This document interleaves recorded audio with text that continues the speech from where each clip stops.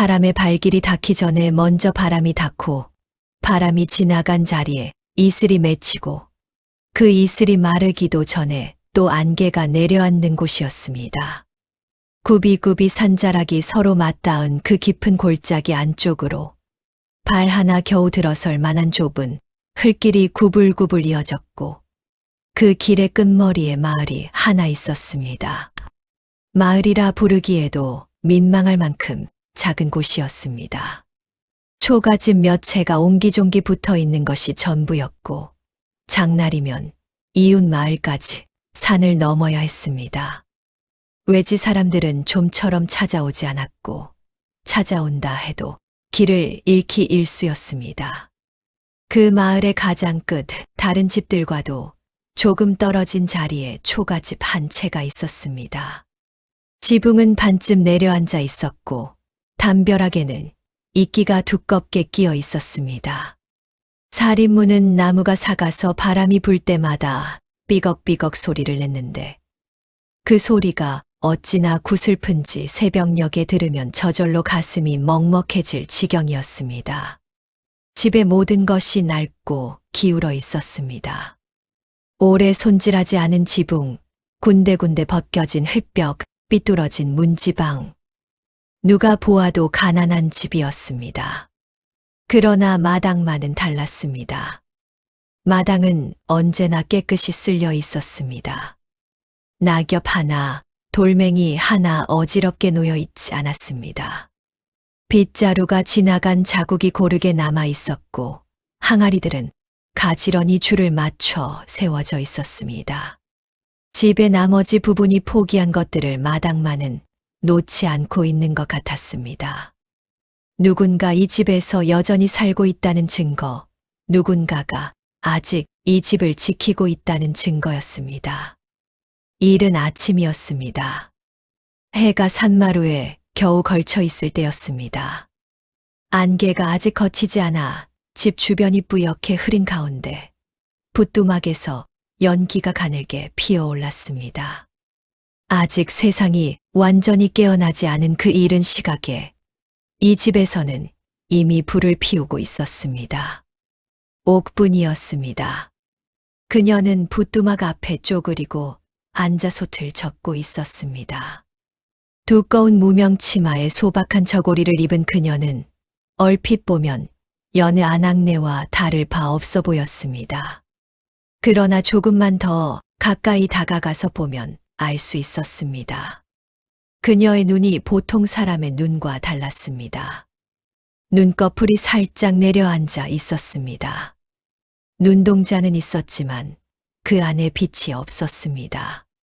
감긴 것도 뜬 것도 아닌 세상을 향해 있지만 세상을 담지 못하는 눈. 시력을 잃은 사람의 눈이었습니다. 그러나 그 손은 달랐습니다. 손은 살아 있었습니다. 쌀뜨물의 농도를 손끝으로 가늠하고 소금의 양을 손바닥으로 재고 두부의 무름을 손가락으로 확인했습니다. 눈이 하던 일을 손이 대신하고 있었습니다. 오히려 눈이 있는 사람보다 더 정교하고 더 섬세하고 더 정성스러운 손놀림이었습니다. 세상을 오감으로 읽는 법을 오래전부터 연습해온 사람, 그것도 살아남기 위해서가 아니라 누군가를 섬기기 위해 익혀온 사람의 손이었습니다. 나물이 묻혀졌습니다. 옥분의 손이 나물 위에서 멈추었습니다. 잠시 손가락으로 무침의 간을 보더니 참기름을 조금 더 두르고 다시 한 번 조물렀습니다.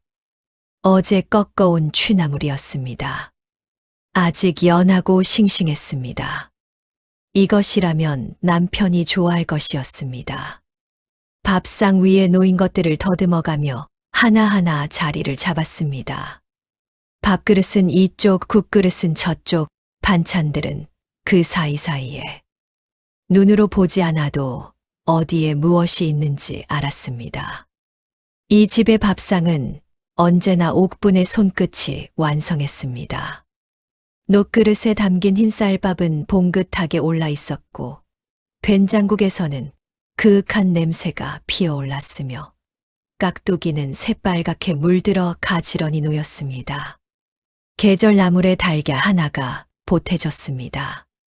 가진 것이 많지 않았지만 있는 것들을 정성껏 담아낸 밥상이었습니다.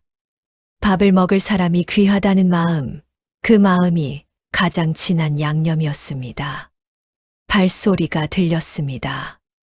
마루에서 삐걱이는 소리, 방문이 열리는 소리, 그리고 기지개를 켜는 소리. 남편이 일어난 것이었습니다.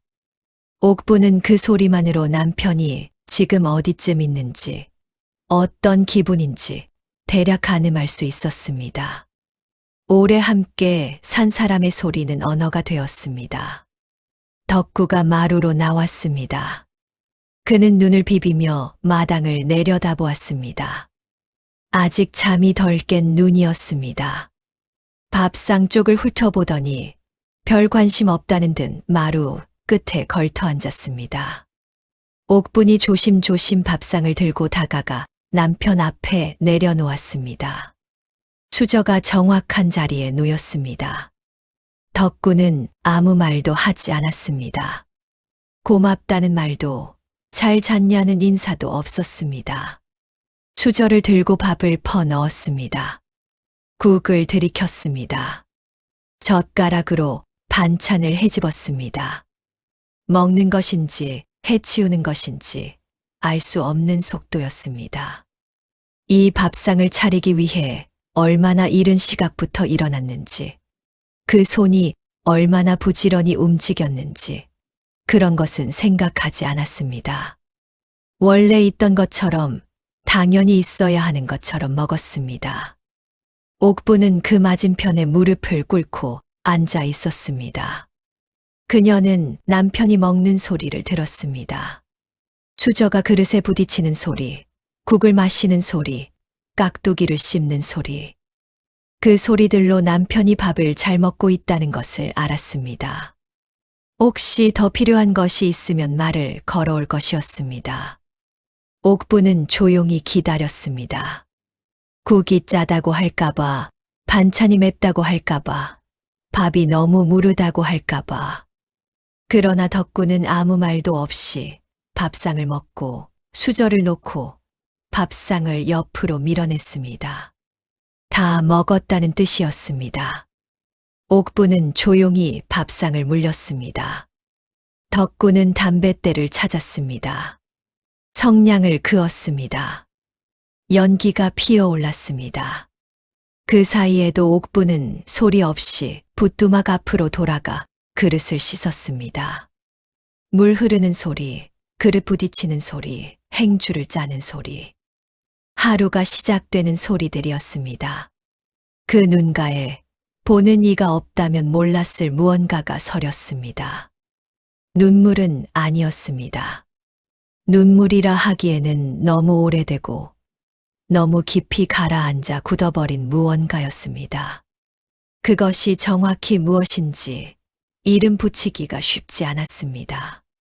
슬픔이었는지 아니면 슬픔이 다 마르고 난 뒤에 남는 그 뭔가였는지, 체념이었는지 아니면 체념조차도 이미 지나쳐버린 고요였는지, 그도 아니면 이미 모든 것을 알고 있는 사람만이 가질 수 있는 그 특별한 종류의 침묵이었는지, 옥분 자신도 정확히는 알 수 없었을 것입니다. 산골 아침 햇살이 초가지붕을 비추었습니다. 안개가 걷히며 하늘이 열렸습니다. 닭이 어디선가 울었습니다. 마을 어딘가에서 아이 울음소리가 들렸다가 그쳤습니다. 새가 지붕 위를 지나갔습니다. 아무것도 모르는 듯 평화로운 아침이었습니다. 그러나 그 평화 속에는 이미 무언가 금이 가 있었습니다. 소리도 없이 흔적도 없이 눈에 보이지 않는 균열이. 그것은 담벼락에 이끼처럼 오래전부터 자라고 있었고 이미 집 안 깊숙이 뿌리를 내리고 있었습니다. 다만 아무도 그것을 소리내어 말하지 않았을 뿐이었습니다. 계절이 바뀌는 무렵이면 가끔 이런 일이 있었습니다. 어느 산 어느 절에서 왔는지도 모를 행각승이 마을을 지나가다 하루 묵어가거나 시주를 받아가거나 혹은 아무 말 없이 그냥 지나가기도 했습니다. 마을 사람들은 그런 승려를 보면 대개 합장을 하거나 아니면 그냥 모른 척하거나 둘 중 하나였습니다. 그러나 이날 나타난 노승은 처음 보는 얼굴이었습니다. 등에 낡은 바랑을 메고 지팡이를 짚은 행색은 여느 행각승과 다를 바 없었습니다. 옷은 여기저기 기웠고 집시는 닳아서 발가락이 비쳐 보였습니다. 먼 길을 걸어온 것이 분명했습니다. 그러나 그 눈빛이 달랐습니다. 나이를 가늠하기 어려운 얼굴에 세월이 쌓이고 수행이 깊어진 사람만이 가질 수 있는 특별한 눈빛이 있었습니다. 무언가를 꿰뚫어 보는 듯한 그러나 판단하지 않는 조용하고 깊은 눈빛이었습니다. 마치 이 마을에 처음 왔지만 이 마을의 모든 것을 이미 알고 있다는 듯한. 노승은 마을을 천천히 걸었습니다. 서두르지 않았습니다. 이 집 저 집 담 너머로 시선을 주기도 하고 우물가에서 물을 깃는 안악을 물끄러미 바라보기도 했습니다. 길에서 노는 아이들이 신기한 듯 노승을 쫓아오기도 했고 노승은 그 아이들에게 주머니 속에서 대추 몇 알을 꺼내 쥐어주기도 했습니다. 마을의 공기를 느끼듯 천천히, 아주 천천히 걸었습니다. 그러다 걸음이 멈춘 곳이 있었습니다. 덕구가 있는 곳이었습니다. 덕구는 담벼락에 등을 기대고 있었습니다. 담뱃대를 물고 연기를 내뿜으며 먼 산을 바라보는 척했지만 사실 눈이 향한 곳과 마음이 향한 곳은 달랐습니다. 한 손에는 엽전이 들려 있었습니다.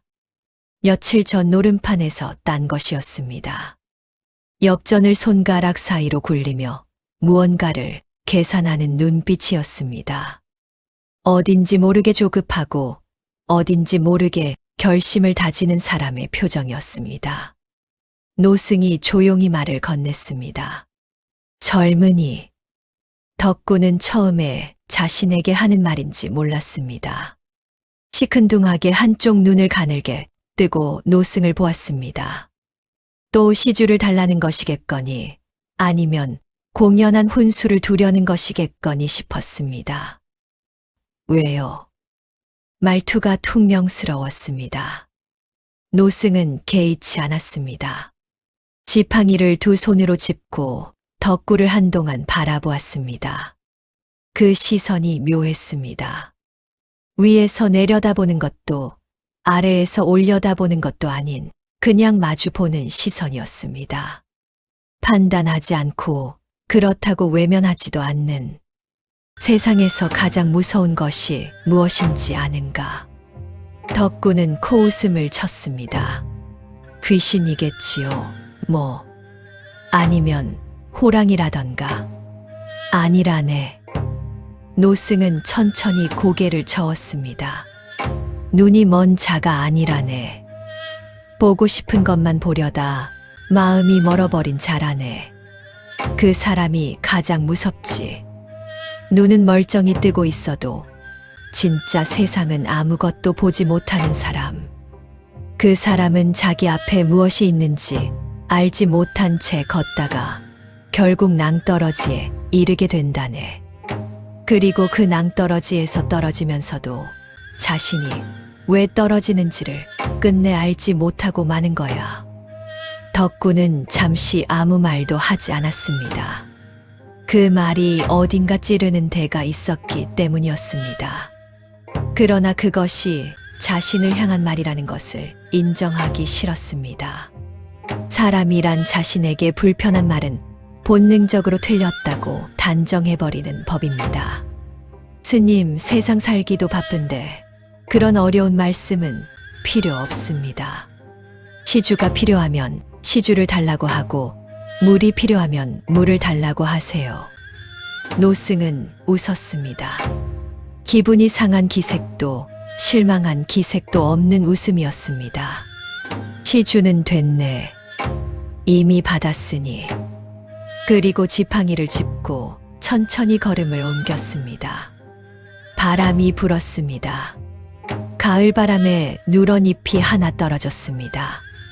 노승의 회색 장삼 자락이 그 바람에 흔들렸습니다. 덕구는 그 뒷모습을 바라보다가 퇴하고 침을 뱉었습니다. 주룽이 밥 얻어먹으려고 별소리를 다 하네. 그는 다시 담뱃대를 물었습니다. 그리고 엽전을 다시 손 안에서 굴리기 시작했습니다. 방금 들은 말은 금방 잊혔습니다. 아니, 정확히 말하면 잊은 척했습니다. 그러나 말이란 것이 그런 것입니다. 귓가를 스치고 지나간 것 같아도 어느 구석엔가 조용히 내려앉아 있습니다. 씨앗처럼. 지금 당장은 아무것도 자라지 않는 것처럼 보여도 어느 날 갑자기 싹을 틔우는 씨앗처럼. 노승이 던진 그 말은 덕구의 귓속에서 사라진 것이 아니었습니다. 다만 아직 때가 아니어서 조용히 기다리고 있을 뿐이었습니다. 어느 마을에나 그런 사람이 있습니다. 젊을 때는 남들보다 씩씩하고, 남들보다 부지런하고, 남들보다 뭔가를 잘할 것 같아 보이는 사람. 덕구가 그런 청년이었습니다. 논밭을 갈 때는 남 못지않게 부지런했고, 나무를 할 때는 남보다 한 짐 더 졌으며, 힘든 일에도 웃음을 잃지 않는 사람이었습니다. 마을 사람들은 덕구를 좋아했습니다. 저 청년은 크게 될 거라고, 저 청년 집안은 복이 들어올 거라고 했습니다. 옥분과 혼인을 한 것도 그 시절이었습니다. 옥분은 이웃 마을의 처녀였습니다. 넉넉한 집안은 아니었지만 곱고 야무진 처녀라는 소문이 자자했습니다. 눈이 선하고 손이 부지런하다는 말을 들은 덕구의 부모가 먼저 혼답을 넣었고 양 집안이 기꺼이 자리를 만들었습니다. 본래 날 처음 옥분의 얼굴을 본 덕구는 마음속으로 고개를 끄덕였습니다. 좋은 사람이다 싶었습니다. 평생 함께 살아도 되겠다 싶었습니다. 신혼은 가난했지만 즐거웠습니다. 가진 것이 없으니 할 수 있는 것은 서로 의지하는 것뿐이었습니다. 아침에 같이 일어나 같이 논밭으로 나갔고 해가 지면 같이 들어와 같이 밥을 먹었습니다. 옥부는 살림을 야무지게 꾸렸고 덕구는 밖에서 부지런히 일했습니다. 그리 넉넉하지는 않아도 부족하지도 않은 살림이었습니다. 그런데 덕구가 노름을 처음 접한 것은 이웃 마을 장날이었습니다. 처음에는 그냥 구경을 한 것이었습니다. 장꾼들이 멍석 위에 모여 앉아 패를 들고 노는 것을 멀리서 보았습니다. 떠들썩하게 웃고 성내고 돈이 왔다 갔다 하는 것이 재미있어 보였습니다. 그리고 누군가의 권유로 처음으로 동전 몇 잎을 걸었습니다. 그리고 이겼습니다. 그 순간의 짜릿함이 문제였습니다. 아무것도 하지 않고 아무 힘도 들이지 않고 그냥 패를 집어들었을 뿐인데 손에 돈이 쥐어지는 그 느낌. 논에 나가서 온종일 허리를 구부려야 벌 수 있는 돈이 단 한 번의 판에서 들어온 그 경험. 그것이 덕구의 마음에 불씨를 심었습니다. 가슴속 어딘가에 자리를 잡은 그 불씨는 이후로 조금씩 자랐습니다. 처음에는 장날마다 조금씩 걸었습니다. 잃는 날도 있었지만 이기는 날이 더 많은 것 같았습니다. 사실 이기는 날의 기억이 더 선명하게 남을 뿐이었지만 그것을 알아챌 만큼 덕구는 냉정하지 않았습니다. 조금씩 판이 커졌습니다. 이웃 마을의 노름판을 넘어 다른 마을, 더 큰 장, 더 판이 크게 벌어지는 곳들을 찾아다니기 시작했습니다. 그러면서 논밭에 나가는 날이 줄었습니다. 처음에는 하루 이틀이었습니다. 그 다음에는 사흘, 나흘. 옥부는 말하지 않았습니다. 혼자 논에 나가고 혼자 나무를 하고 혼자 살림을 꾸렸습니다. 말하지 않는 것이 기다린다는 뜻인지 아니면 기대를 접었다는 뜻인지 덕구는 묻지 않았습니다. 묻기가 두려웠는지도 몰랐습니다. 잃기 시작한 것은 그때부터였습니다. 처음에는 논 한마디 길을 걸었습니다. 이번 한 번만 이기면 본전을 찾는다는 생각이었습니다. 졌습니다.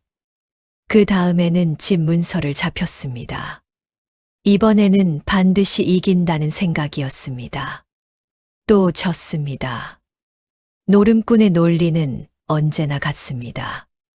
딱 한 번만 더, 이번 한 번이 마지막이다. 그러나 그 마지막은 영영 오지 않았습니다. 가산이 바닥을 보이고 집이 남의 집이 되어갔습니다. 마을 사람들이 수군거리기 시작했습니다. 그러던 중에 과부를 만났습니다. 마을에서 몇 손가락 안에 드는 부잣집의 과부였습니다. 남편이 일찍 세상을 떠났지만 논밭이 여럿이었고 창고에는 곡식이 넘쳤으며 세간살이도 넉넉했습니다. 과부는 허리가 꼿꼿하고 눈매가 날카로웠습니다. 실속을 챙기고 손해를 보지 않는 여자였습니다. 덕구의 눈매가 시원하고 키가 훤칠한 것에 눈독을 들인 과부는 어느 날 술자리를 마련했고 덕구는 그 자리에서 과부의 손을 잡았습니다. 저 눈먼 식충이 아내를 먼저 치워야 나와 혼인할 수 있어요. 과부의 말은 차가웠습니다. 머뭇거림도 미안함도 없는 말이었습니다. 눈먼 아내, 식충이, 그 말들이 공기 중에 떠돌았습니다. 덕구의 귀에 그 말들이 어떻게 들렸는지. 그는 아무 말도 하지 않고 고개를 끄덕였습니다. 그 순간 마음 어딘가가 삐걱거렸습니다.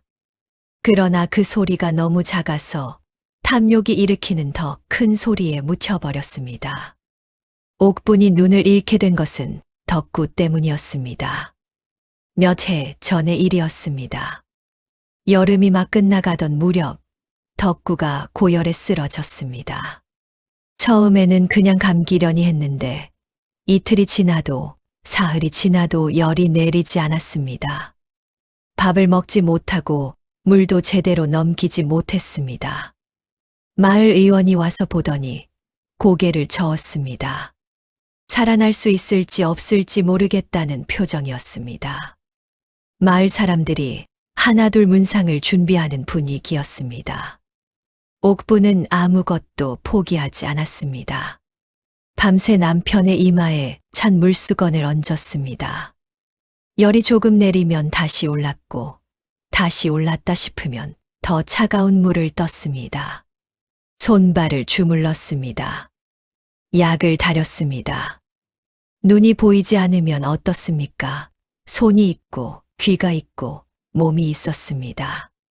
닷새 밤을 자지 않았습니다. 밥도 제대로 먹지 않았습니다. 눈을 부릅뜨고 남편의 숨소리를 들으며 그 곁에 붙어 있었습니다. 기도를 했습니다. 하늘이 이 사람을 데려가면 나도 따라가겠다고 했습니다. 덕구는 살아났습니다. 그러나 옥분의 두 눈은 그 이후로 서서히 더 나빠졌습니다. 원래도 좋지 않던 눈이 닷새 밤낮의 무리로 이내 끝내 빛을 잃었습니다. 의원이 왔습니다. 눈을 들여다보고 혀를 찼습니다.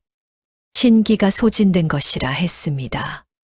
쉬어야 할 텐데 이렇게 무리를 하면 다시 돌아오기 어렵다 했습니다. 그리고 옥분의 눈은 돌아오지 않았습니다. 덕구는 그 사실을 알고 있었습니다. 자신 때문에 아내가 눈을 잃었다는 것을, 그 빚이 있다는 것을 알고 있었습니다. 그러나 지금 그 아내를 버리려 하고 있었습니다.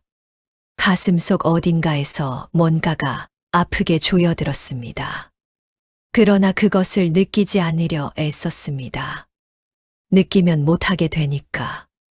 하지 않으면 안 되니까. 인간이 스스로를 설득할 때 그 논리는 얼마나 허약한지.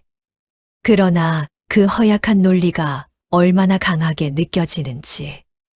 덕구는 그 안에 있었습니다. 그날 밤 과부는 덕구를 불렀습니다. 마을 끝 헛간 뒤편의 후미진 골목이었습니다.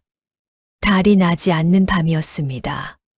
사방이 어두웠고 바람이 차가웠습니다. 덕구는 약속한 시각보다 조금 일찍 나타났습니다. 기다리는 동안 발을 굴렀습니다. 초조했습니다. 과부가 나타났습니다. 검은 쓰개 치마를 두르고 소리 없이 나타난 과부는 주변을 한번 둘러보더니 덕구에게 바짝 다가섰습니다.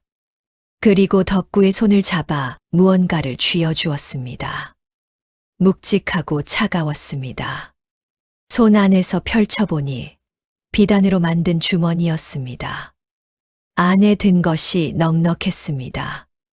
엽전 꾸러미와 함께 손끝에 차갑고 매끄러운 것이 걸렸습니다. 금비녀였습니다. 달빛도 없는 그 어둠 속에서 금이 스스로 빛을 냈습니다. 선금이에요. 과부의 목소리는 낮고 분명했습니다. 어둠 속에서도 그 눈빛이 또렷이 보이는 것 같았습니다. 오늘 밤 아내를 귀신골에 데려다 두고 오면 나머지 지참금은 혼례 전날 밤 다 드릴게요. 논 2마지기도 더 얹어 드리지. 덕구의 손이 비단 주머니를 꽉 쥐었습니다. 귀신골. 그 이름을 들은 순간 온몸의 털이 살짝 곤두서는 기분이었습니다. 마을에서 가장 깊은 산속, 벼랑 끝에 있는 그곳을 모르는 사람은 없었습니다. 낮에도 햇빛이 제대로 들지 않고 밤이면 산짐승 소리가 끊이지 않는 곳. 한 번 길을 잃으면 나오기 어렵다는 소문이 있었습니다. 눈 밝은 사람도 미로처럼 빠져나오지 못한다는 곳에 눈먼 사람을 혼자 두고 오라는 것이었습니다. 오늘 밤이요? 덕구가 물었습니다. 무의식 중에 나온 말이었습니다. 오늘 밤이에요. 과부의 말에는 흔들림이 없었습니다. 머뭇거리면 마음이 변하는 법이니까요. 지금 당장 해야 해요. 내일이 되면 못해요. 모레가 되면 더 못하고요. 사람 마음은 그런 거예요. 그것은 사실이었습니다. 덕구는 그것을 알고 있었습니다. 오늘 못하면 내일은 더 못합니다. 결심이란 미루면 미룰수록 흐릿해지는 법입니다. 과부는 그 이치를 알고 있었습니다. 과부는 그 말만 남기고 어둠 속으로 사라졌습니다. 덕구는 한동안 그 자리에 서 있었습니다. 손 안에 비단 주머니, 엽전의 무게, 금비녀의 차가움, 하나하나 손끝으로 느꼈습니다. 이것들이 다 자신의 것이 된다는 생각을 했습니다. 빚을 갚고 새로운 논밭이 생기고 부잣집 주인 행세를 할 수 있다는 생각을 했습니다. 집에는 옥분이 기다리고 있을 것이었습니다. 남편이 밤늦게 돌아올 때까지 귀를 곤두세우고 기다리는 그 아내. 발소리가 들리면 혹시 배가 고프지 않을까 하고 부뚜막으로 달려가는 그 아내. 한 번도 늦었다고 어디 갔었냐고 묻지 않는 그 아내. 덕구는 주머니를 품 안에 깊숙이 집어넣었습니다. 그리고 걸음을 옮겼습니다. 집을 향해서. 오늘 밤 아내를 데리고 다시 나오기 위해서. 그날 밤의 결정이 두 사람의 운명을 완전히 뒤바꾸어 놓을 것이라는 것을 그 어두운 골목에서는 아무도 알지 못했습니다. 등잔 하나를 켰습니다. 불꽃이 작고 흔들렸습니다. 방 안에 그림자가 넘실거렸습니다. 얇은 이불 한 채를 사이에 두고 옥분이 잠들어 있었습니다. 잠든 숨소리가 고르게 들렸습니다. 깊이 잠든 사람의 편안한 숨소리였습니다. 자는 줄 모르게 자는 사람의 숨소리였습니다. 덕구는 그 숨소리를 들으며 오랫동안 앉아 있었습니다. 품 안에서 비단 주머니를 꺼냈습니다. 등잔 불빛에 금비녀가 반짝였습니다. 손가락으로 천천히 쓸어보았습니다. 매끄럽고 차가웠습니다. 잘 만든 금비녀였습니다. 이것 하나면 논 한 마지기 값은 할 것이었습니다. 그리고 지참금까지 받으면 지금 이 빚들을 다 갚고도 남을 것이었습니다. 새 집을 구할 수 있을 것이었습니다. 아니, 과부의 집에 들어가면 그것도 필요 없었습니다. 잠시, 아주 잠깐 무언가가 흔들렸습니다. 옥분의 얼굴이 떠올랐습니다. 정확히는 얼굴이 아니라 손이었습니다. 매일 아침 일찍 일어나 밥을 짓던 그 손. 눈도 보이지 않으면서 나무를 묻히고 된장을 풀고 간을 보던 그 손. 자신이 앓을 때 밤새 이마에 물수건을 얹어주던 그 손. 그 손이 떠올랐습니다. 그리고 말소리가 들리는 것 같았습니다. 여보, 힘들어요? 여보, 더 먹어요. 여보, 조심해요. 항상 조용하게, 항상 낮게, 항상 먼저 묻던 목소리. 덕구는 눈을 질끈 감았습니다. 그래도 내 안악인데 하는 생각이 잠깐 스쳤습니다. 그래도 이러면 안 되는 것 아닌가 하는 생각이 잠깐 스쳤습니다. 그러나 그 생각들은 오래 가지 않았습니다. 다른 생각들이 더 빠르고 더 강하게 몰려왔습니다. 이대로 살면 뭐가 달라지겠냐. 빚은 매일 늘고 있다. 마을 사람들은 이미 나를 손가락질하고 있다. 눈먼 아내와 함께 이 가난한 집에서 평생을 살다가 흔적도 없이 사라질 것인가. 아니다. 이번 한 번만, 이번 결정 하나만 바꾸면 모든 것이 달라진다. 새 출발이다. 새 삶이다. 덕구는 주머니를 다시 품에 넣었습니다. 마음이 굳어졌습니다. 굳어지면 따뜻한 것들이 들어올 틈이 없어집니다. 굳어진 마음은 단단하지만 차갑습니다. 그리고 그 차가움이 자신을 보호한다고 느껴집니다. 이튿날 아침이 밝았습니다. 덕구는 일찍 일어났습니다. 옥부는 이미 부뚜막 앞에서 밥을 짓고 있었습니다. 밥상이 차려졌습니다. 덕구는 밥을 먹었습니다. 그러나 오늘은 평소와 달리 서둘러 먹었습니다. 그리고 수저를 놓기 전에 말을 꺼냈습니다. 옥분아. 부르는 소리에 옥분이 고개를 들었습니다. 눈이 덕구를 향했습니다. 보지 못하는 눈이었지만 그 방향이 정확히 덕구를 향하고 있었습니다. 그 눈이 묘했습니다. 보지 못하면서도 보는 것 같은, 아무것도 담지 못하면서도 모든 것을 아는 것 같은. 덕구는 그 눈을 똑바로 보지 못하고 시선을 돌렸습니다. 저 건너 산에 영험한 약수가 있다고 하더라. 그 물을 눈에 바르면 눈이 뜬다는 소문이 있어. 한번 가보자. 오늘 같이 가면 어떻겠냐. 침묵이 흘렀습니다. 옥부는 바로 대답하지 않았습니다. 잠시 그 자리에 가만히 앉아 있었습니다. 그 침묵이 길게 느껴졌습니다. 덕구는 초조해져서 목소리를 가다듬었습니다. 빨리 준비해. 산길이 멀어서 서둘러야 해. 그러자 옥분이 천천히 고개를 끄덕였습니다. 알겠어요. 그 목소리. 이상하리만치 차분했습니다.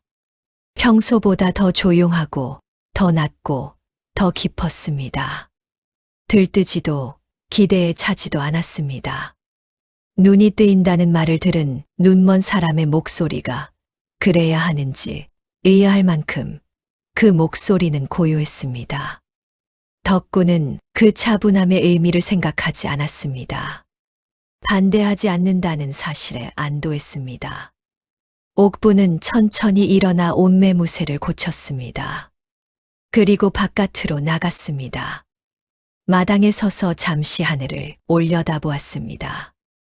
보이지 않는 하늘이었지만 바람의 결과 햇살의 온도로 날씨를 가늠했습니다.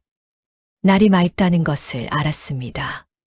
그녀는 남편의 손을 찾았습니다. 그리고 잡았습니다.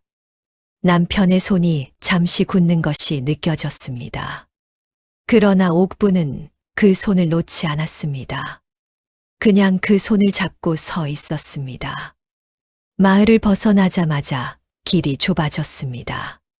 처음에는 그나마 나무꾼들이 다니는 길이 있었습니다.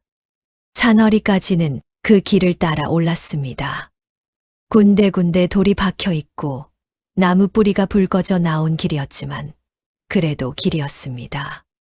지나간 사람들의 흔적이 있었습니다. 덕구가 앞장섰습니다. 옥부는 남편의 손을 잡고 그 뒤를 따랐습니다. 발밑을 보지 못하는 옥부는 남편이 이끄는 대로 발을 내디뎠습니다. 돌이 있으면 돌렸고 나무 뿌리가 있으면 한 발 들어 올렸습니다. 몸 전체로 길의 결을 읽었습니다. 조심해. 덕구가 가끔 말했습니다. 그 말이 진심에서 나오는 것인지 입에서 저절로 나오는 것인지 그 스스로도 알 수 없었습니다. 오래 함께 살아온 사람에게는 그런 말들이 있습니다. 생각 없이 나오는 말, 그러나 없으면 어색한 말들. 그 말이 그런 종류인지 아니면 아직 남아있는 마음의 흔적인지 덕구는 생각하지 않으려 했습니다. 대신 속으로 계산했습니다. 귀신골까지는 얼마나 걸릴까? 돌아오는 길은 얼마나 걸릴까? 과부에게 가는 것은 오늘 밤 안에 가능할까? 지참금을 받으면 가장 먼저 무엇을 할까? 생각이 앞으로 달려갔습니다. 지금 이 길에 있는 것들을 보지 않으려 생각을 앞으로만 내달렸습니다. 옥부는 말이 없었습니다. 그러나 험한 구간에서 덕구가 자신을 업어줄 때 그녀는 조용히 남편의 등에 얼굴을 묻었습니다. 눈을 감았습니다. 보이지 않으니 감아도 다를 것이 없었지만 그래도 눈을 감았습니다. 그리고 느꼈습니다. 남편의 등이 얼마나 넓은지, 어깨의 근육이 어떻게 움직이는지, 숨을 쉴 때마다 등이 어떻게 오르내리는지, 이 등에 기댄 것이 몇 번이나 되었는지, 알아 누웠을 때 이 등을 두드려 주었고, 무거운 것을 지고 와서 지친 이 등을 주물러 주었습니다. 잠에 든 이 어깨 곁에서 밤을 지새운 것이 얼마나 많은지, 이 등이 마지막인지도 모른다는 생각이 왔습니다. 그 생각을 밀어내지 않았습니다. 그냥 그 생각과 함께 있었습니다. 슬프게, 조용하게, 그러나 무너지지 않고 눈물이 나올 것 같았습니다.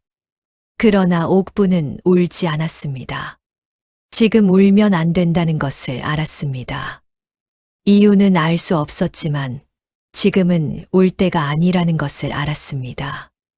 아직 때가 아니었습니다. 산이 점점 깊어졌습니다. 나무들이 빽빽해지면서 길이 좁아졌습니다.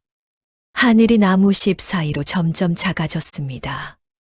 빛이 줄어들었습니다. 공기가 달라졌습니다. 마을 쪽에서 불던 바람이 끊기고 산 속에서만 부는 차갑고 습한 바람이 불기 시작했습니다. 새 소리가 들렸습니다.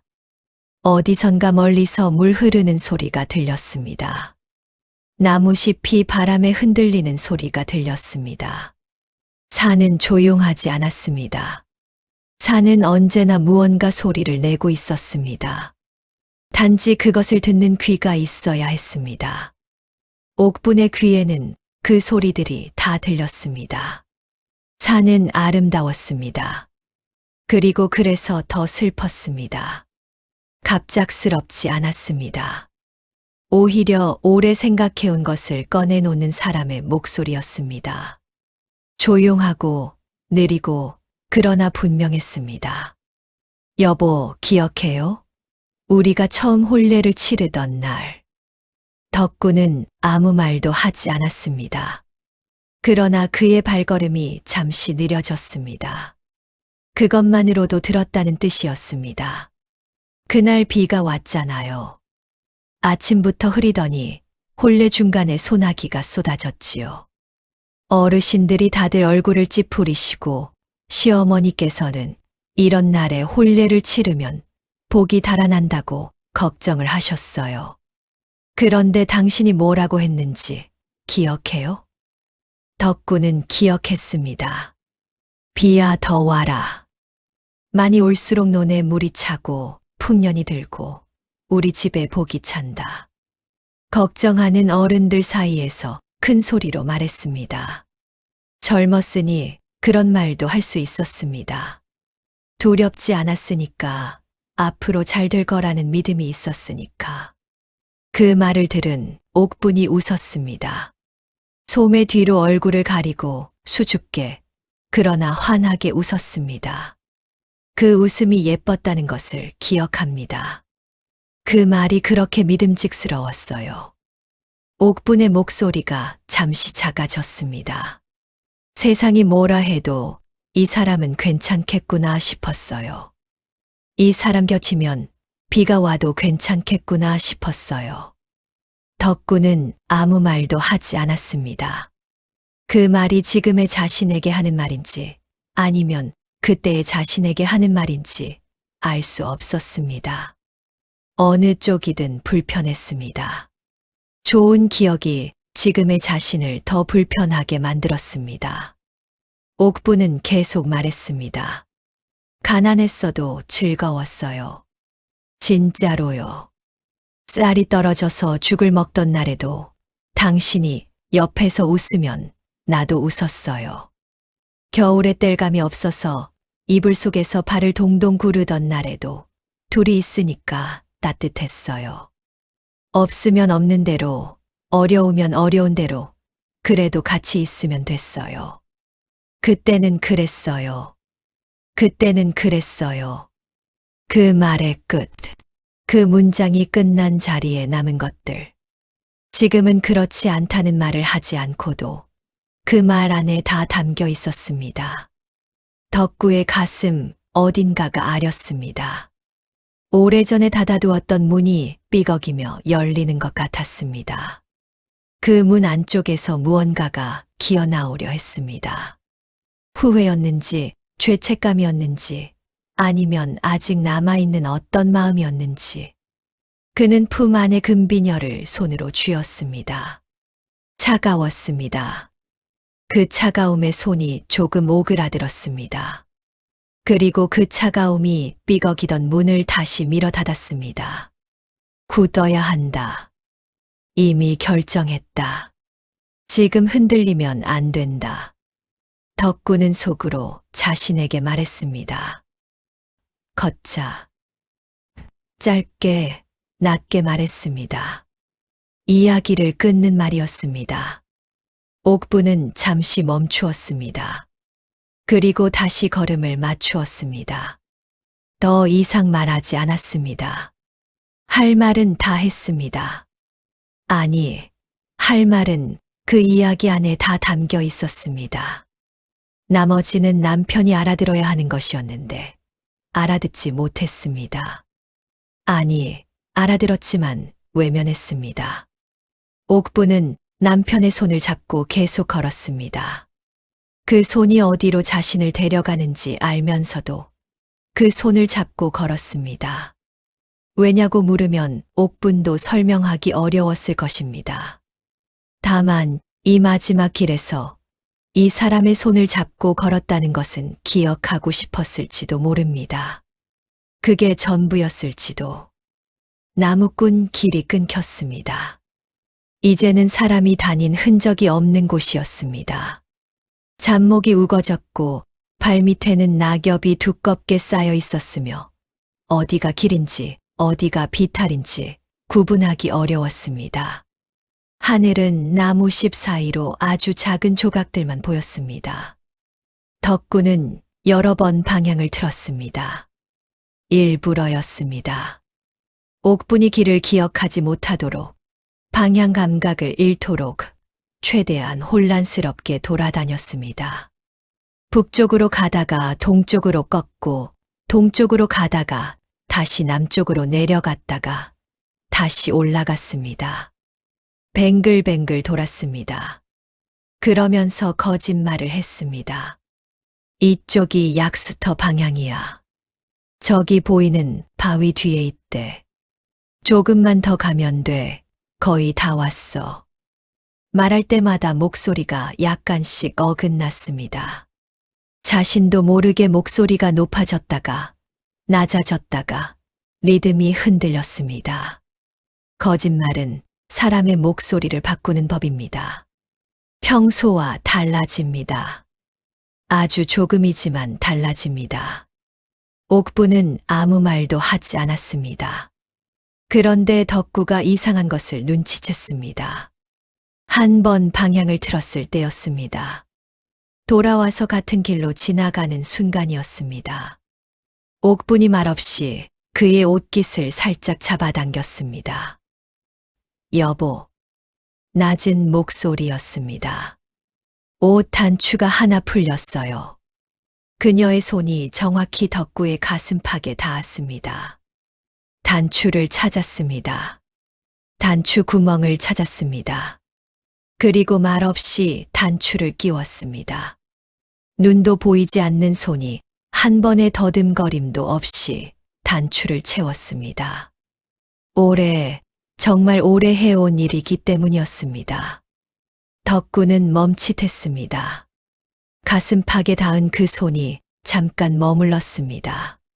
채워진 단추를 한 번 더 확인하는 것처럼. 그리고 조용히 내려갔습니다. 덕구는 다시 걸었습니다. 아무렇지 않은 척. 그러나 조금 뒤였습니다. 발이 돌부리에 걸리려는 순간이었습니다. 옥분이 먼저 그의 팔을 잡았습니다. 조심해요. 거기 돌 있어요. 덕구는 하마터면 소리를 낼 뻔했습니다. 어떻게 알았을까? 발소리가 바뀌었을까? 아니면 지면의 결이 손으로 전해졌을까? 오래 이 사람의 옆을 걸어온 사람이어서 그 걸음 속에 어떤 걸림이 오는지를 알게 된 것일까? 설명할 수 없었습니다. 한 번 더 그런 일이 있었습니다. 옥분이 덕구의 소매를 살짝 잡아당겨 방향을 바꿔주었습니다. 바로 그 앞에 낮게 들이운 나뭇가지가 있었습니다. 피했습니다. 피하지 않았다면 이마를 긁혔을 것이었습니다. 덕구는 괴로운 기분이 들었습니다. 이상한 기분이었습니다. 자신이 이 여자를 버리러 데리고 가는 것인지 아니면 이 여자가 자신을 어딘가로 데리고 가는 것인지 눈이 멀었다는 사람이 눈이 멀쩡히 뜨린 자신보다 더 많은 것을 보고 있는 것 같다는 기분. 자신의 발밑을 더 잘 알고 자신의 몸이 어디에 걸릴지를 더 잘 알고 있는 것 같다는 기분. 그 기분이 불쾌했습니다. 왜 불쾌한지를 생각하면 더 불쾌해졌습니다. 그래서 생각하지 않으려 했습니다. 그냥 서둘렀습니다. 걸음을 빠르게 했습니다. 빨리 가야 했습니다. 빨리 끝내야 했습니다. 옥부는 빨라지는 걸음에 말없이 보폭을 맞추었습니다. 숨이 약간 찼지만 말하지 않았습니다. 걸음이 빨라진다는 것이 무엇을 의미하는지 그녀는 이미 알고 있었습니다. 나무들이 사방을 에워싼 곳이었습니다. 하늘이 보이지 않을 정도로 빽빽한 나무들이 원을 그리며 솟아 있었고 그 원의 한쪽 끝이 갑자기 없어지는 곳이 있었습니다. 벼랑이었습니다. 땅이 그냥 끊기는 곳이었습니다. 난간도 없고 경고도 없이 그냥 발 한 번만 잘못 내디디면 아래로 떨어지는 그런 벼랑이었습니다. 아래를 내려다보면 아찔했습니다. 낭떠러지 밑에서 물소리가 희미하게 들려왔습니다. 얼마나 깊은지 가늠이 되지 않았습니다. 낮에도 그늘이 지는 곳이라 어스름했고 공기가 습하고 차가웠습니다. 마을 사람들이 이 골짜기에 귀신이 산다고 하는 것이 이해가 갔습니다. 덕구는 주변을 둘러보았습니다. 벼랑 가까운 곳에 바위 하나가 있었습니다. 넓고 평평한 바위였습니다. 사람이 앉기에 나쁘지 않은 자리였습니다.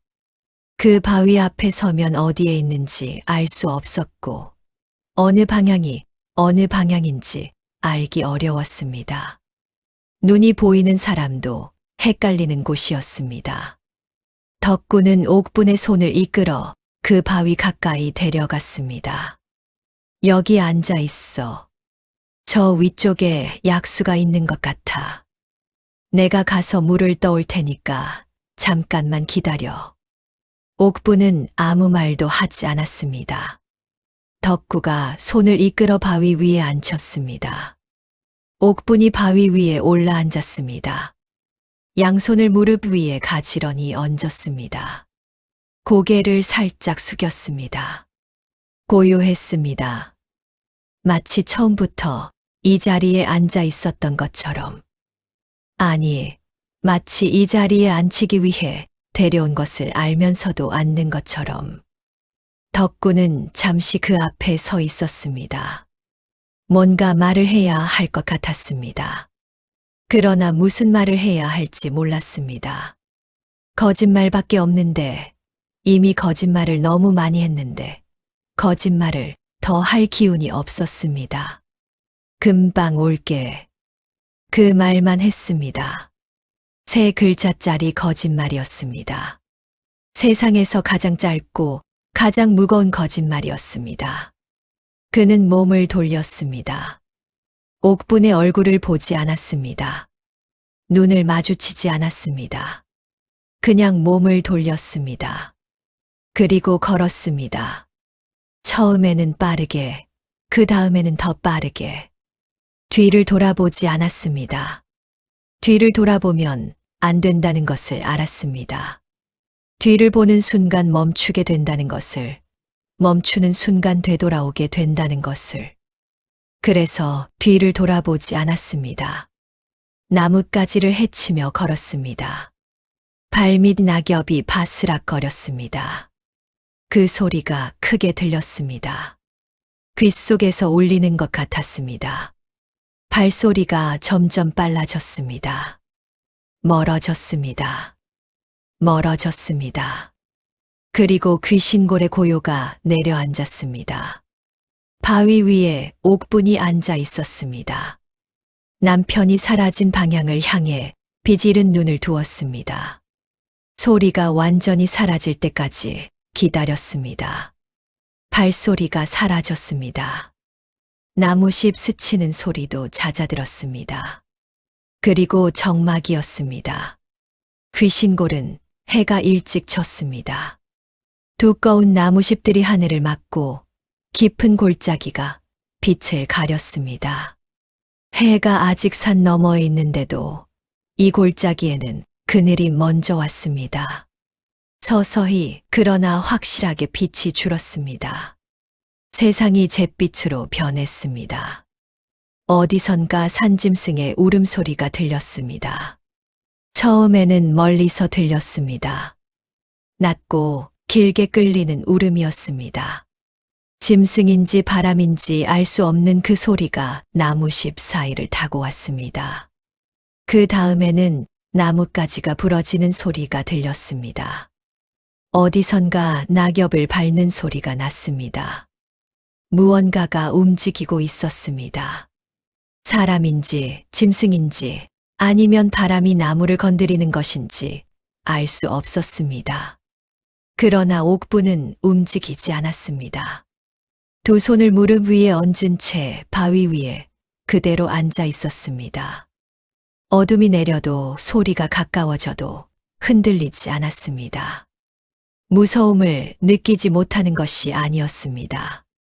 무서움을 느꼈지만 그것보다 더 큰 고요가 그녀를 감싸고 있었습니다. 사실 옥분에게 어둠과 밝음은 오래전부터 큰 차이가 없었습니다. 눈이 보이지 않게 된 이후로 세상은 언제나 어두웠습니다. 아침이 되어도 어두웠고 한낮에도 어두웠습니다. 밤이 되면 그 어둠이 조금 더 춥고 소리가 조금 더 크게 들릴 뿐이었습니다.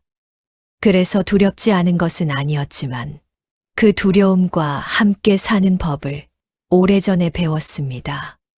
그녀는 알고 있었습니다.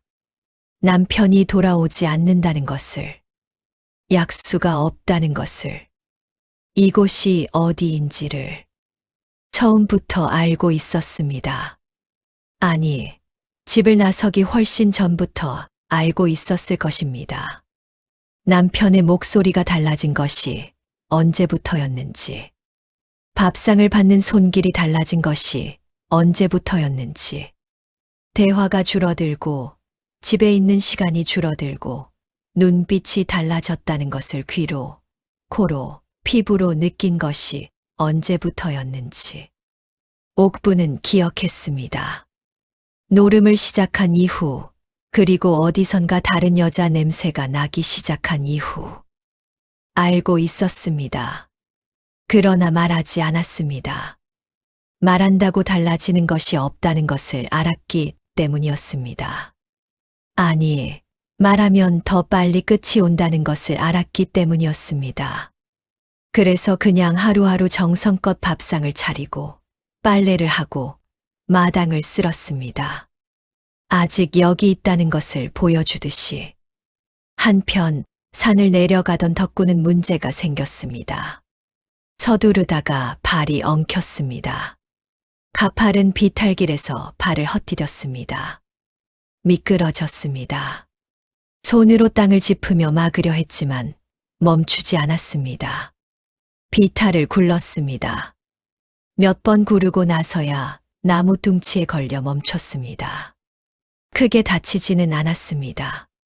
손바닥이 긁히고 무릎이 쓸렸습니다. 그러나 다친 것보다 먼저 확인한 것이 있었습니다. 품 안이었습니다. 손을 집어넣었습니다. 비단 주머니가 없었습니다. 아! 덕구가 소리를 질렀습니다. 벌떡 일어나서 주변을 둘러보았습니다. 자신이 굴러온 방향을 살폈습니다. 낙엽 사이를 헤쳤습니다. 손으로 땅을 짚으며 찾았습니다.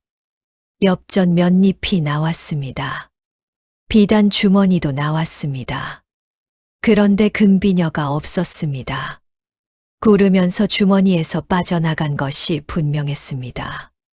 작은 금비녀 하나가 이 낙엽 위 어딘가에 있을 것이었습니다. 어두워지는 숲속에서 그것을 찾는다는 것이 얼마나 어려운 일인지 손으로 낙엽을 헤치면서 덕구는 실감했습니다. 찾지 못했습니다. 패닉이 왔습니다. 그 금비녀는 과부가 준 선금이었습니다. 약속의 증거였습니다. 그것을 잃었다는 것은 무엇을 의미하는가? 과부에게 어떻게 설명한단 말인가? 아내를 버리고 왔다는 것을 어떻게 증명한단 말인가? 손이 떨렸습니다. 땀이 났습니다. 어둠이 더 짙어졌습니다. 나무들이 더 가까워지는 것 같았습니다. 그때 귀신골 쪽에서 바람이 불어왔습니다. 차갑고 조용하고 깊은 곳에서 오는 바람이었습니다. 그 바람이 뺨을 스쳤습니다. 덕구는 온몸에 소름이 돋는 것을 느꼈습니다. 이유를 알 수 없는 소름이었습니다. 아니, 이유를 알고 싶지 않은 소름이었습니다. 그는 더 빠르게 산을 내려갔습니다. 오래 앉아 있었습니다. 얼마나 오래인지 알 수 없었습니다. 남편의 발소리가 사라진 이후로 귀신골에는 바람과 짐승 소리와 나무십 소리만 있었습니다. 사람이 없었습니다. 남편도 없었습니다. 아무도 없었습니다. 옥부는 천천히 바위에서 내려섰습니다. 두 손을 앞으로 내밀어 주변을 더듬었습니다. 나무 하나가 손에 닿았습니다.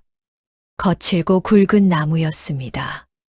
그것을 잡고 방향을 잡았습니다.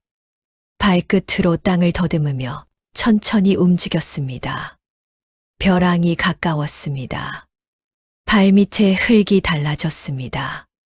단단하던 흙이 퍼석퍼석해졌습니다.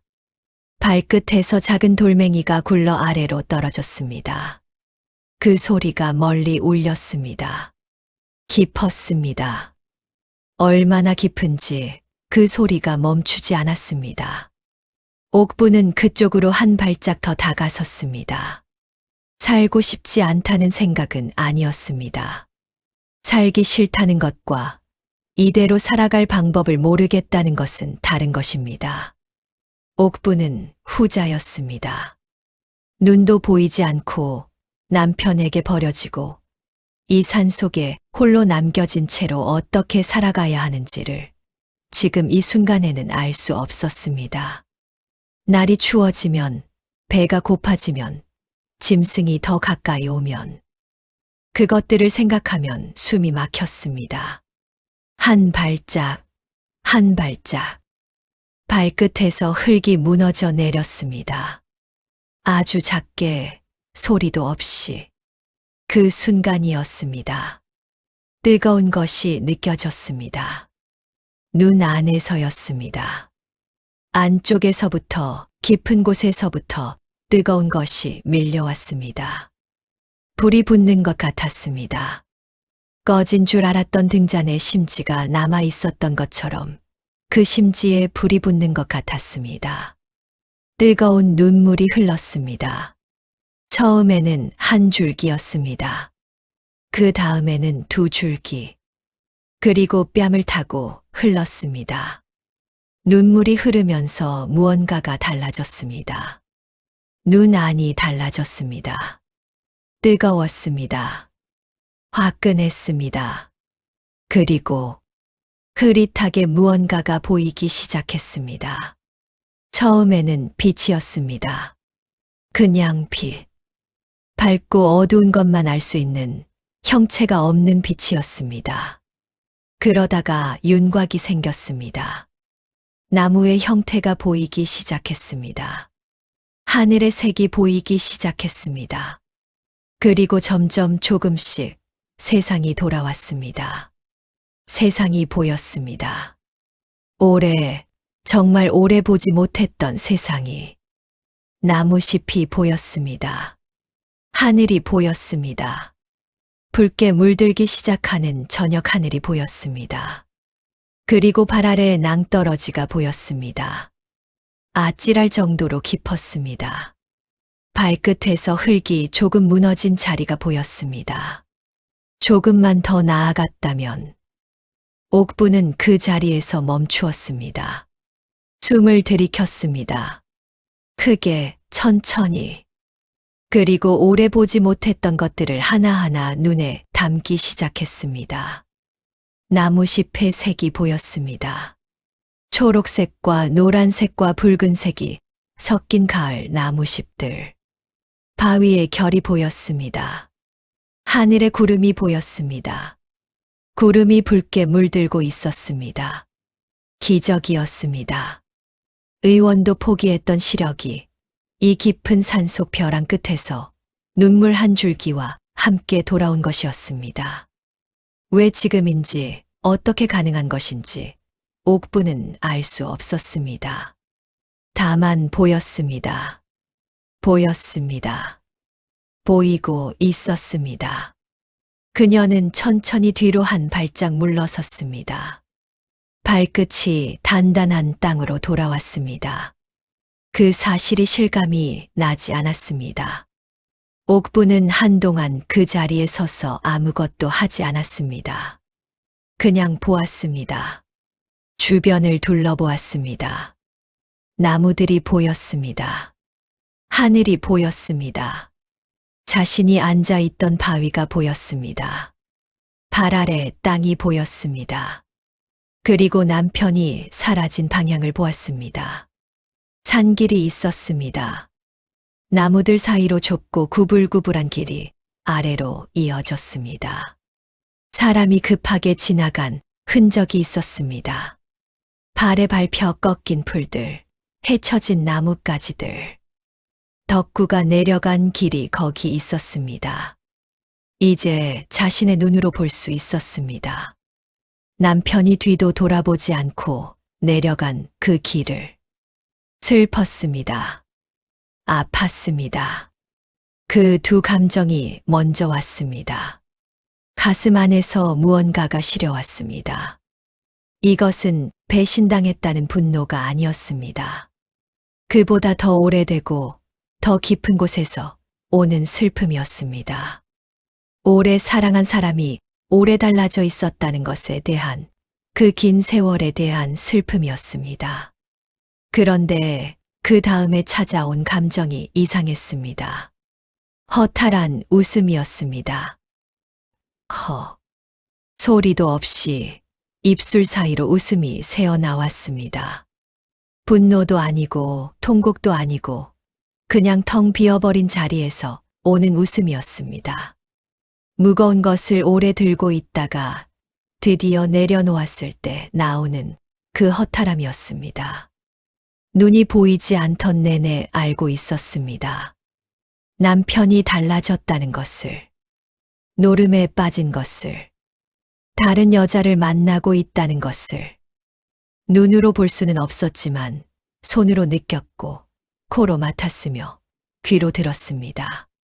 남편이 돌아올 때 풍기는 냄새가 달라졌고 잠드는 방식이 달라졌고 밥을 먹는 소리가 달라졌습니다. 자신을 대하는 손길이 달라졌습니다. 확인할 수는 없었습니다. 눈이 없으니 볼 수 없었고 볼 수 없으니 상상으로 채웠습니다. 상상은 때로 현실보다 더 가혹했습니다. 최악을 상상하기도 했습니다. 그러면서도 믿으려 했습니다. 아직 좋은 사람일 거라고, 아직 자신을 버리지는 않을 거라고.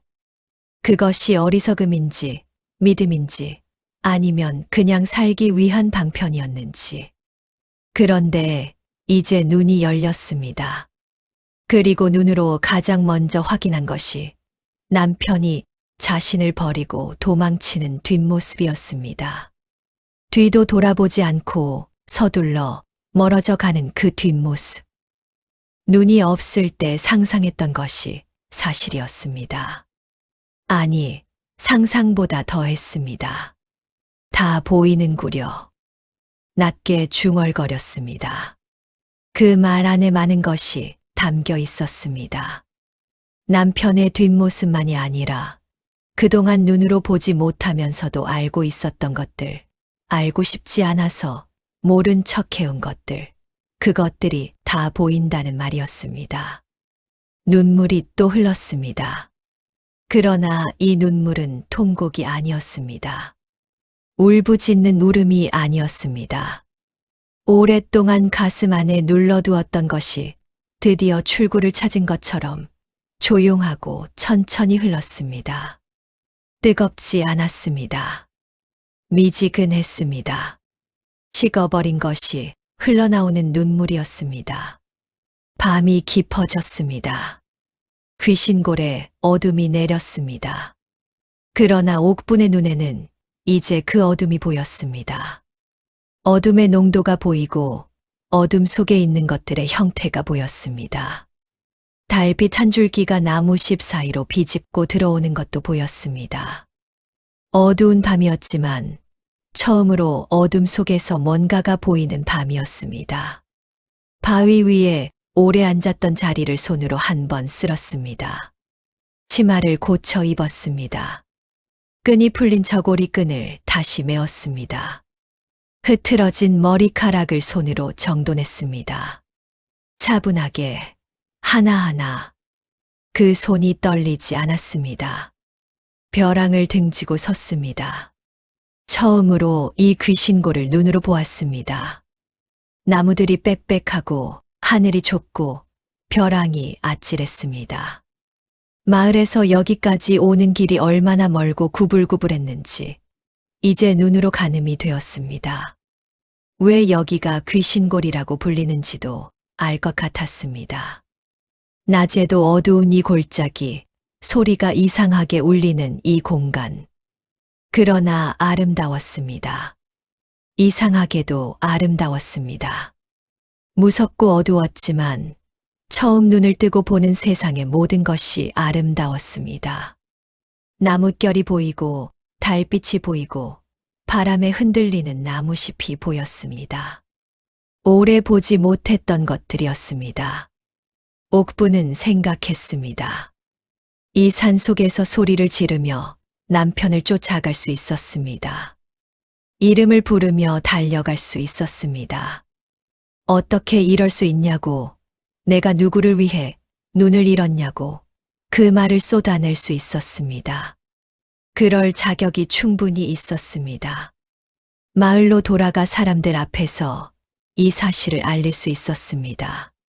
남편이 눈먼 아내를 귀신골에 버리고 왔다고, 과부와 짜고 이런 짓을 했다고. 그렇게 해서 이 사람이 마을에서 쫓겨나도록 만들 수 있었습니다. 그럴 자격이 있었습니다. 아니면 그냥 주저앉아 울어도 되었습니다. 실컷 울고 통곡하고 밤을 새워 울어도 됐습니다. 그것도 당연한 일이었습니다. 그러나 옥부는 그 어느 것도 하고 싶지 않았습니다. 왜인지를 오래 생각했습니다. 분하지 않아서가 아니었습니다. 분했습니다. 억울하지 않아서가 아니었습니다. 억울했습니다. 그러나 그 분함과 억울함을 가슴에 품고 남은 삶을 살고 싶지 않았습니다. 그 감정들을 가슴에 담으면 가슴이 그것들로 가득 찰 것이었습니다. 그러면 다른 것들이 들어올 자리가 없었습니다. 지금 막 다시 뜬 이 눈이, 그 눈으로 원망과 분노만을 보다가 살기에는 너무 아까웠습니다. 이 눈으로 보아야 할 것들이 세상에 얼마나 많은지, 그것들을 보지 못하고 살아온 세월이 얼마나 긴지, 이제 막 열린 눈으로 그 세상을 제대로 보고 싶었습니다. 원망의 안개 없이 이 자리에 두고 가겠소. 그녀는 조용히 말했습니다. 귀신골의 어둠을 향해서 자신을 붙잡고 있던 모든 것들에게 말하듯이. 남편의 배신도, 그 배신이 준 아픔도, 눈이 보이지 않았던 기나긴 세월의 서러움도 이 벼랑 끝에 내려놓겠다고. 자신을 짓누르던 것들을 이 자리에 두고 가겠다고.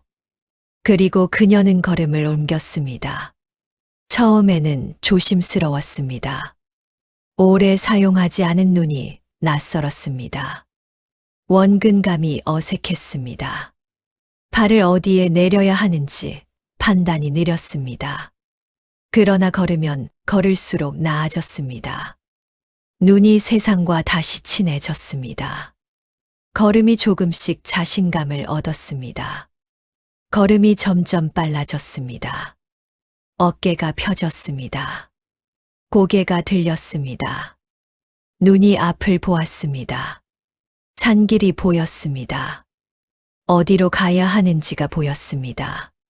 산을 내려온 덕구는 손바닥에 흙을 털며 과부의 집 앞에 섰습니다. 이미 늦은 밤이었습니다. 살인문을 두드렸습니다. 과부가 나왔습니다. 그런데 과부의 얼굴을 보는 순간 덕구는 무언가 잘못되었다는 것을 직감했습니다. 과부의 눈이 차가웠습니다. 다녀왔어요. 덕구가 말했습니다. 그 말에 힘이 없었습니다. 금비녀를 잃어버렸어요. 오다가 굴러서. 하지만 약속은 지켰습니다. 귀신골에 두고 왔어요. 과부는 말이 없었습니다. 증거가 있어야지요. 싸늘한 목소리였습니다. 가져다 두었다는 증거도 없고, 그 사람이 정말 거기 있다는 보장도 없고, 그리고 솔직히 말해서 이것저것 다 따져보니 당신 같은 사람은 나한테 필요가 없을 것 같아요. 덕구가 눈을 크게 떴습니다. 그게 무슨 말이에요? 약속을 했잖아요. 제가 다 했잖아요. 약속이요. 과부가 실소했습니다. 내가 언제 문서에 도장을 찍었어요? 술자리에서 한 말을 약속이라고 하면 세상에 약속 없는 말이 어디 있겠어요. 눈먼 아내 하나 처리도 제대로 못하는 사람을 내가 왜 드려야 해요? 돌아가세요. 문이 닫혔습니다. 덕구는 그 자리에 한동안 서 있었습니다. 발이 움직이지 않았습니다. 머릿속에서 무언가가 와르르 무너지는 소리가 들렸습니다. 그러나 그 소리는 밖으로 나오지 않았습니다. 그냥 안에서 무너졌습니다. 빚쟁이들이 기다리고 있었습니다. 다음 날 아침, 전날 빌린 돈을 갚아야 한다며 사람들이 찾아왔습니다. 덕구에게 돈이 없었습니다. 노름판 사람들도 왔습니다. 진 것을 갚으라고 했습니다. 덕구에게 갚을 것이 없었습니다. 마을 사람들이 수군거렸습니다. 아내를 산에 버리고 왔다는 소문이 어떻게 났는지 덕구를 보는 눈이 달라졌습니다. 마을에 있을 수 없게 되었습니다. 쫓겨나든 마을을 나온 덕구는 갈 곳이 없었습니다. 며칠을 떠돌았습니다. 먹지 못했습니다. 비를 맞았습니다. 그러면서 한 가지 생각이 자꾸 떠올랐습니다.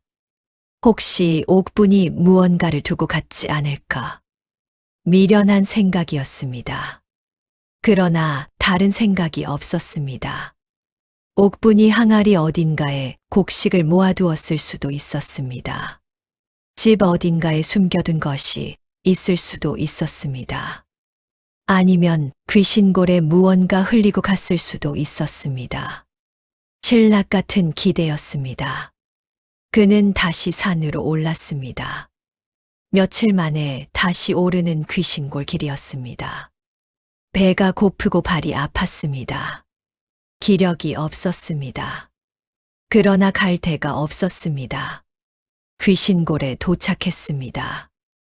허겁지겁 주변을 뒤졌습니다. 바위를 들춰보고 풀숲을 헤쳤습니다. 무엇이라도 있을까 싶어 낙엽을 긁었습니다. 그 꼴이 어찌나 처량한지. 그토록 기세 좋게 이 산을 올랐던 사람이 이제는 남이 흘리고 간 것을 줍기 위해 땅바닥을 기고 있었습니다. 그때였습니다. 발소리가 들렸습니다. 아래쪽 산길에서 올라오는 소리였습니다.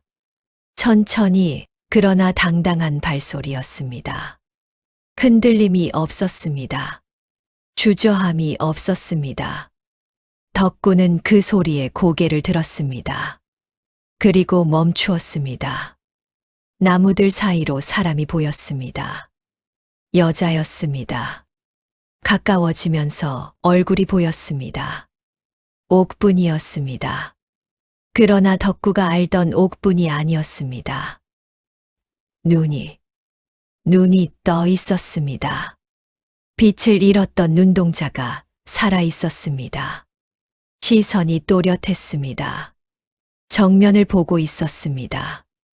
맑고 깊고 총명한 눈이었습니다. 그 눈으로 덕구를 보고 있었습니다. 분명히 보고 있었습니다. 덕구의 두 발이 땅에 박혔습니다. 온몸이 굳었습니다. 귀신을 본 것 같았습니다. 아니, 귀신보다 더한 것을 본 것 같았습니다. 자신이 버리고 온 것이, 자신이 없애려 했던 것이 눈을 뜨고 당당하게 걸어 올라오고 있었습니다. 도망쳐야 한다는 생각이 들었습니다. 그러나 발이 움직이지 않았습니다. 옥분이 걸음을 멈추었습니다. 덕구와 몇 걸음 거리에서 멈추었습니다. 그리고 덕구를 보았습니다. 오래, 천천히. 그 눈이 덕구의 모든 것을 훑은 것 같았습니다. 헝클어진 머리, 찢어진 옷, 흙이 묻은 손, 움츠러든 어깨. 그 모든 것을 보았습니다. 그 눈이 한 번 크게 열렸습니다. 그리고 웃었습니다. 울지 않았습니다. 소리를 지르지 않았습니다.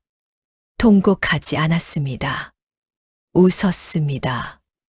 허탈하게 그러나 분명하게 이 순간이 어떻게 돌아올지 오래전부터 알고 있었던 사람처럼 당신 덕분에 내 눈이 보이고 당신의 그 더러운 속까지 다 보이게 되었구려.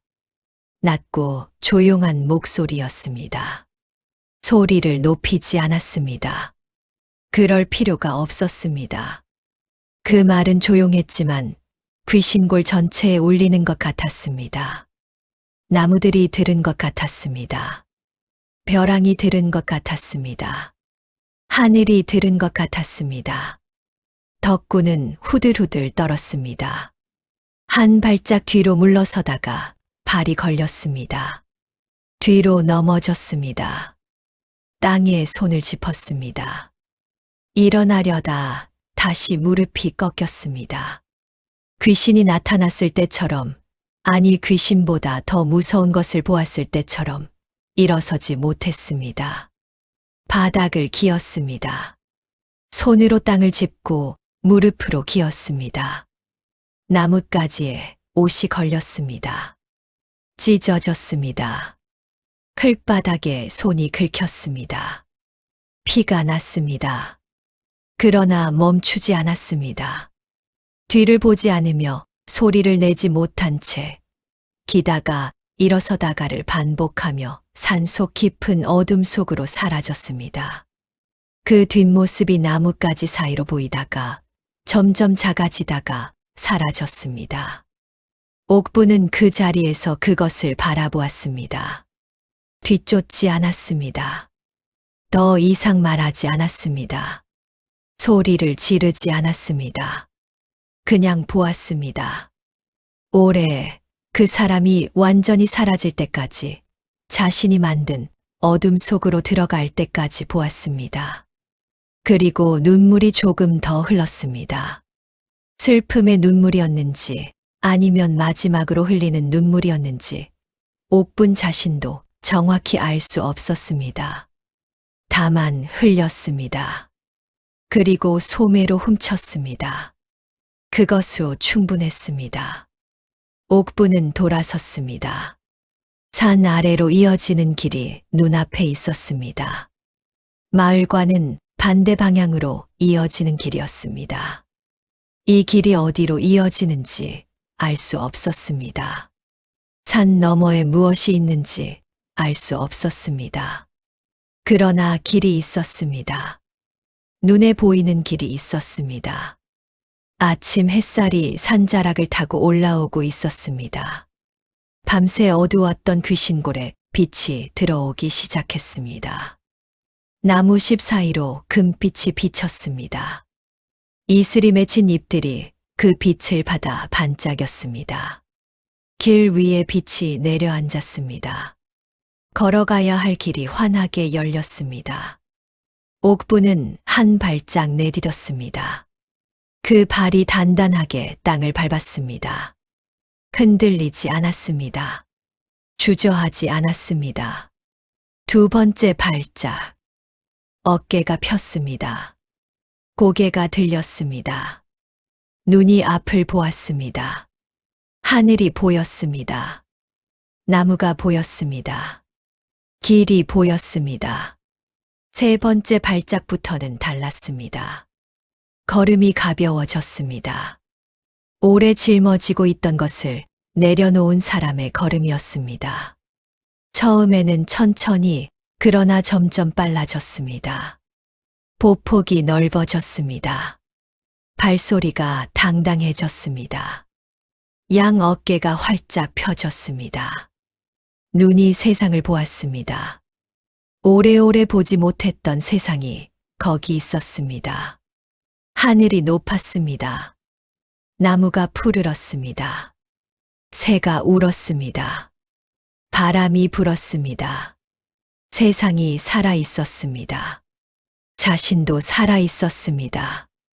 그 눈은 그 어느 때보다 맑게 빛나고 있었습니다.